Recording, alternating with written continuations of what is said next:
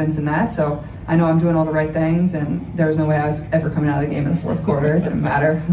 I would play with one. Caitlin Clark looked the Indiana Fever coaching staff dead in the eyes, blew past a 25-minute restriction that Stephanie White had written into the game plan, and refused, flat out refused, to leave the floor in the fourth quarter of a record-breaking performance. Not a polite conversation, not a negotiation, a flat, cold, iron-willed refusal, and the trainers, and the coaches, and every person on that sideline who thought they were going to pull the greatest player in women's basketball off the court in the middle of a franchise history performance.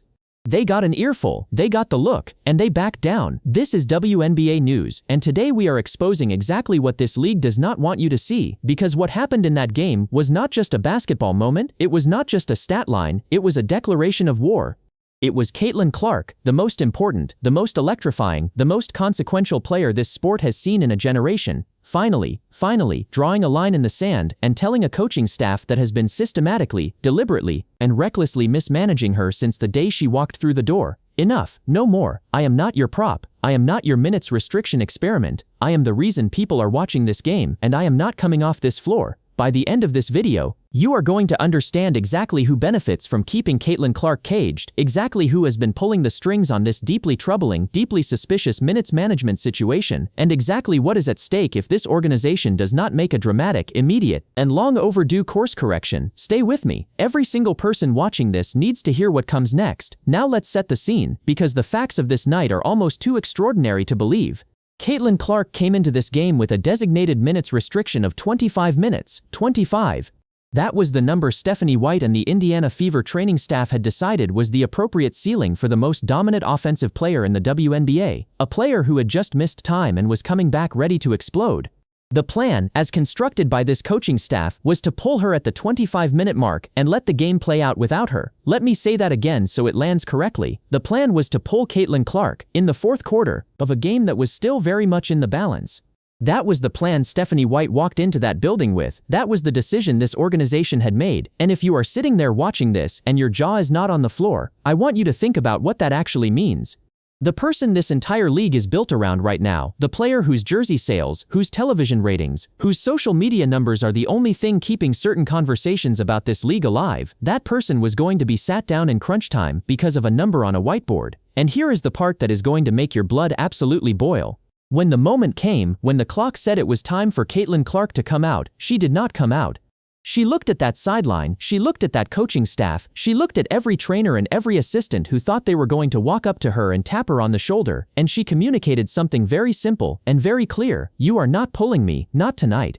Not in this game, not while we still have a chance to win. That is not me being dramatic, that is not some clickbait hot take, that is simply what the tape shows, and what Caitlin Clark said in the post-game press conference confirms every single word of it. Don't take my word for it. These are her words, straight from her own mouth. Listen. Steph knows better than that. Trainers know better than that. They would get an earful. There's no way I was ever coming out of the game in the fourth quarter. It didn't matter. I would play with one leg. She said it, out loud, on the record, with cameras rolling and microphones in her face. There is no way I was ever coming out. I would play with one leg. Let me say that back to you in the harshest possible terms so you do not miss it. Caitlin Clark told the world that she would have played on one functioning leg before she allowed Stephanie White's minutes restriction to remove her from a game the Indiana Fever needed to win. One leg. That is the level of competitive fire, the level of absolute ironclad determination that this coaching staff has been trying to manage with a clipboard and a stopwatch, and I want you to sit with that for a second, because this is where it gets genuinely damning. Because it is not just about tonight, it is not just about one game and 1 minute's restriction. This is a pattern. This is a documented, observable, infuriating pattern of a coaching staff that has been putting administrative guardrails on a generational talent instead of simply unleashing her and letting the game breathe. 25 minutes, that was the ceiling they set. And Caitlin Clark played approximately 30. She exceeded the restriction by roughly 5 minutes. 5 minutes that produced some of the most spectacular basketball this franchise has ever seen, and she did it by sheer force of will against the explicit wishes of her own coaching staff. Think about what is really going on here. You have a player who is so locked in, so dialed in, so completely in command of her body and her game, that she knows that pulling her is the wrong decision. She trusted herself more than she trusted the people who are paid to make those decisions, and the scoreboard backed her up completely. But here is where it gets so much worse, because we need to talk about what was happening on that bench when Caitlin Clark was not on the floor. Because she told us exactly what happened when the coaching staff's plan was actually executed. When she came out, when Stephanie White's rotation put her on the bench, the lead evaporated. The lead that Caitlin Clark had built, the commanding, comfortable, hard-earned lead, disappeared while she sat there watching, and she saw it happening. She watched it happen in real time. And when the fourth quarter came and the game was still there to be won, she made the only rational decision a competitor of her caliber could make. She refused to let it happen again. Now let's talk about the numbers, because the numbers from this performance are almost incomprehensible. Caitlin Clark, in approximately 30 minutes of action, put up a franchise record-breaking performance. She and Kelsey Mitchell combined for 75 points between them, the most combined points by two players in Indiana Fever franchise history, 75 points, between two players. In a single game, that is a record that will stand in the history books of this franchise, and the person who drove the larger portion of that number was operating under a minutes restriction that her own coaching staff was trying to enforce. I want you to picture this. You are a franchise. You have the most marketable, the most talented, the most watched player in your sport wearing your jersey. She goes out and sets franchise records. She produces 75 combined points alongside her teammate. She does this while being managed, while being restricted, while being told she has a ceiling on how much she is allowed to contribute, and your coaching staff's plan was to honor that ceiling in the fourth quarter of a competitive game. That is the laughable, tone-deaf, self-sabotaging decision-making that has defined this organization's handling of Caitlin Clark since day one, and it doesn't stop there, because we need to talk about what Caitlin Clark said when she was asked directly about the minutes restriction. About whether there was any conversation about coming out of the game, because her answer was not diplomatic, her answer was not measured, her answer was the kind of raw, unfiltered, competitive honesty that you almost never hear from professional athletes in a press conference setting. Let me play you exactly what she said, because this is a heavy-hitter moment. This is Caitlin Clark, on camera, telling you everything you need to know about her relationship with this coaching staff right now. I don't know, I feel like you just have to believe you're going to have those type of nights, and you have to visualize having those type of nights, and I feel like that. Staff knows better than that. Trainers know better than that. They were getting an earful. They said it, out loud, on the record. Staff knows better than that. Trainers know better than that. They were getting an earful. Now I want you to focus on that specific phrase. Staff knows better than that. Not we had a conversation, not coach and I discussed it and we agreed. Staff knows better than that. That is not the language of a player who has a collaborative, trusting, functional relationship with her coaching staff around minutes management. That is the language of a player who has established, through repeated experience, that she is not going to be pulled from a game in a critical moment, and that the staff has learned this lesson and is expected to already know it. And here is what that tells us about the broader dynamic inside the Indiana Fever right now. Because if the staff knows better than that, if the trainers know better than that, then at some prior point, there was a moment, or several moments, where this exact situation played out and Caitlin Clark made her position crystal clear. The fact that she said it with such calm certainty, with such absolute confidence that the staff already understood the rules, tells you that this is not a new conversation. This is a conversation that has been had. And the coaching staff, to their credit in this specific moment, apparently backed down. But here is the problem. Here is the genuinely alarming, genuinely insulting part of this whole situation. The fact that a minutes restriction of 25 minutes was set in the first place. The fact that Stephanie White walked into that game with a plan to cap Caitlin Clark's contribution at 25 minutes.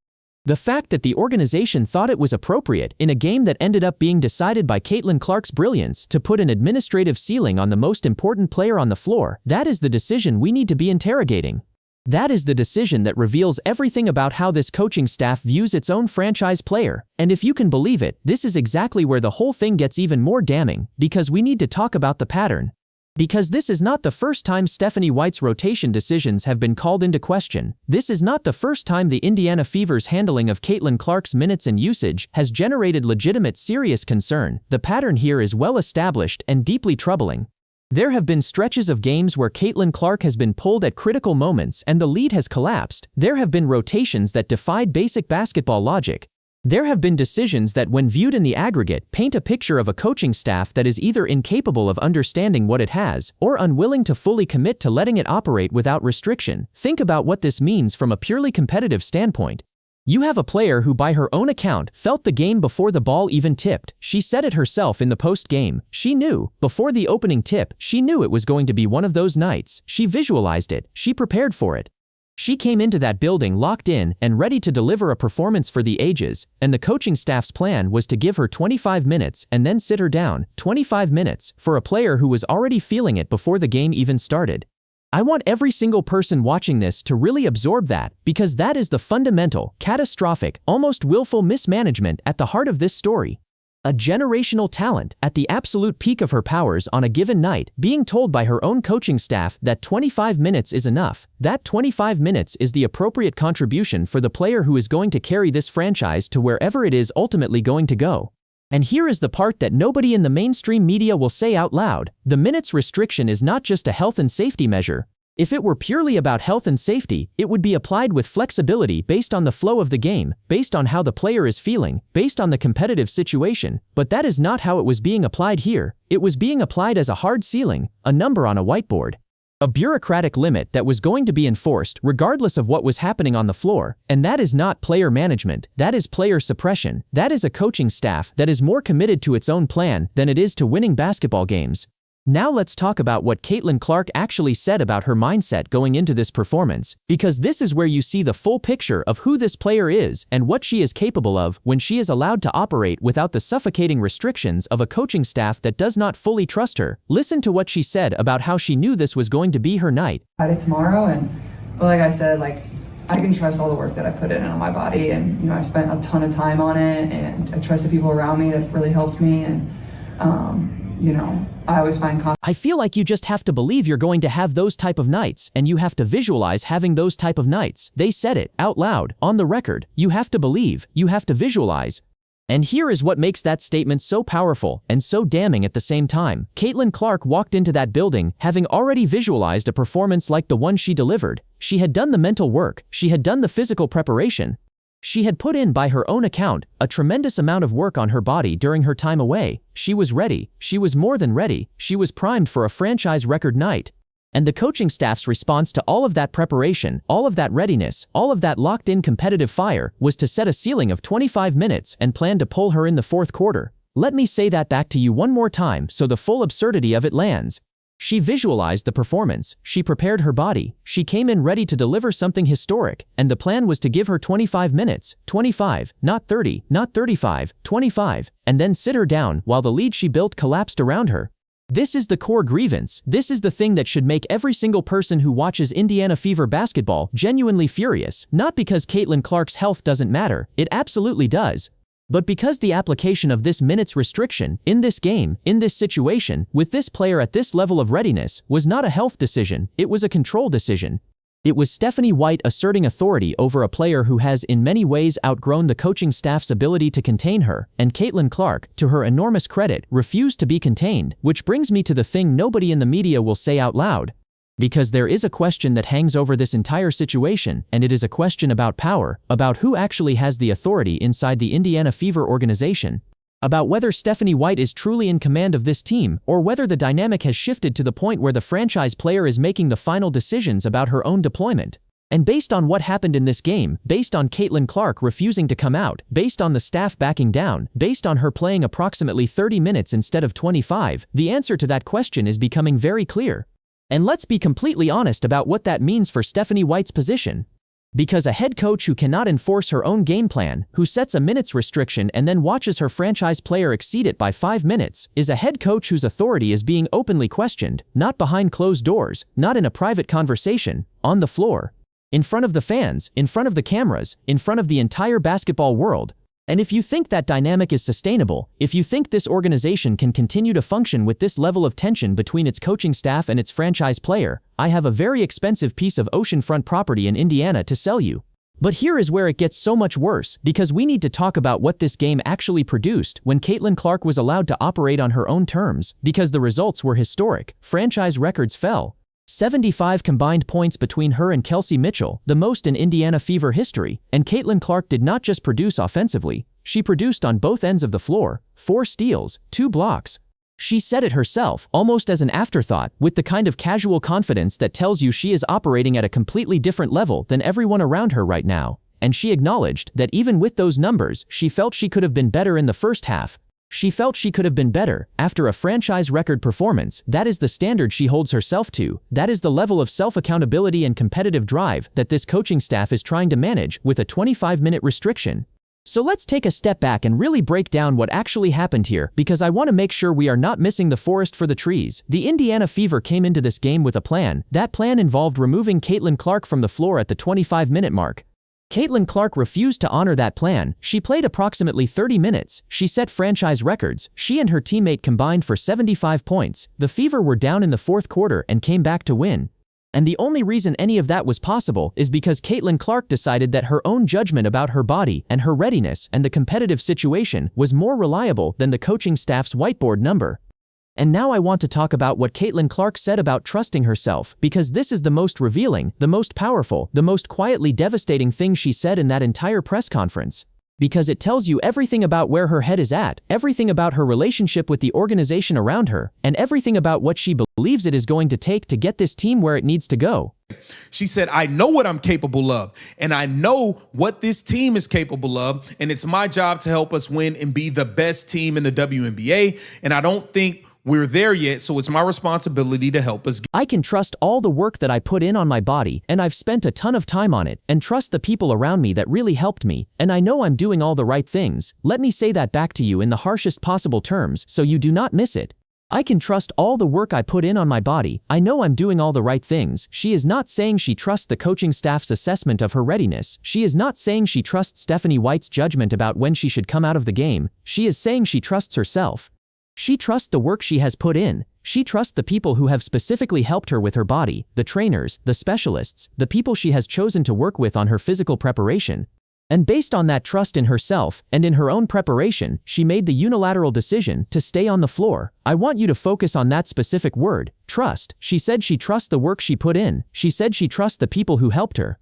She did not say she trusts the coaching staff's minutes restriction. She did not say she trusts Stephanie White's plan. The omission is deafening. The absence of any mention of the coaching staff in that statement about trust is not accidental. It is a window into exactly how Caitlin Clark views the people who are supposed to be guiding her development and managing her deployment. And what that window shows is not a picture of confidence and collaboration. It is a picture of a player who has concluded that she is better served by her own judgment than by the judgment of the people around her. And here is the part that is going to make your blood absolutely boil, because this is where the enabler complicity becomes impossible to ignore. Because it is not just Stephanie White, it is not just the coaching staff. There is a broader organizational structure around this team that has allowed this situation to develop to the point where a franchise player is openly defying her head coach's game plan in the fourth quarter of a game, and the response from the organization is nothing. Silence. No public statement, no acknowledgement of the tension, no accountability for the coaching decisions that created the conditions for this confrontation, just silence from the top of the organization down, and that silence is its own form of complicity. Because when an organization allows a coaching staff to implement game plans that its franchise player openly rejects, not in a private meeting, not in a closed-door conversation, but on the floor, in real time, in front of the entire basketball world, and then says nothing about it publicly, that organization is telling you something very important. It is telling you that it does not have a coherent strategy for managing this situation. It is telling you that it is hoping the tension resolves itself. It is telling you that it is more comfortable with the status quo, with the slow, grinding, infuriating mismanagement of the most important player in the sport, than it is with making the difficult, necessary, overdue decisions that this situation demands. Now let's talk about the men's sports parallel, because I want to retell this analogy completely so you understand exactly what we are dealing with here. Because there is a version of this story that has played out in men's basketball, and it is instructive, and it is damning, and it tells you exactly where this ends if the Indiana Fever do not change course immediately. Picture a franchise that has a generational talent, a player who is rewriting the record books, who is driving television ratings, who is the reason people are buying tickets and tuning in, and that franchise decides, for whatever combination of reasons, ego, control, organizational politics, a coaching staff that feels threatened by the player's star power, to manage that player's minutes, to restrict that player's freedom, to impose artificial ceilings on what that player is allowed to contribute, and the player, being a competitor of the highest order, pushes back. And the tension builds, and the results on the floor suffer, and eventually, the player either forces a change or walks away, and the franchise is left holding the wreckage of what could have been the most successful era in its history, wondering what went wrong. That is not a hypothetical. That is a pattern. That is a documented, observable, historically repeatable pattern in professional basketball, and the Indiana Fever are walking straight into it with their eyes open, because Caitlin Clark is not going to accept 25-minute restrictions indefinitely. She is not going to sit on a bench in crunch time and watch leads evaporate. She is not going to subordinate her competitive instincts to a coaching staff that has not earned the level of authority it is trying to assert. And every single person in that organization who thinks the current dynamic is sustainable is deluding themselves in the most catastrophic, most self-sabotaging way imaginable. Let's talk about the verdict. Let me be completely clear with you about where this is heading, because I have watched this situation develop long enough to make some very specific, very confident predictions about what comes next. First prediction: Stephanie White's position as head coach of the Indiana Fever is not secure. It cannot be secure. A head coach who cannot enforce her own game plan, who sets a minutes restriction and watches her franchise player exceed it and then produce franchise records, is a head coach whose authority has been publicly undermined. The organization has a choice to make. It can back the coach and force a confrontation with Caitlin Clark that will not end well for anyone, or it can acknowledge the reality of the power dynamic that has developed and make the necessary adjustments to the coaching staff. Either way, the current situation is not sustainable. One of these two things is going to give, and based on what happened in this game, it is not going to be Caitlin Clark. Second prediction: Caitlin Clark's performance level, when she is allowed to operate without artificial restrictions, is going to continue to be historic.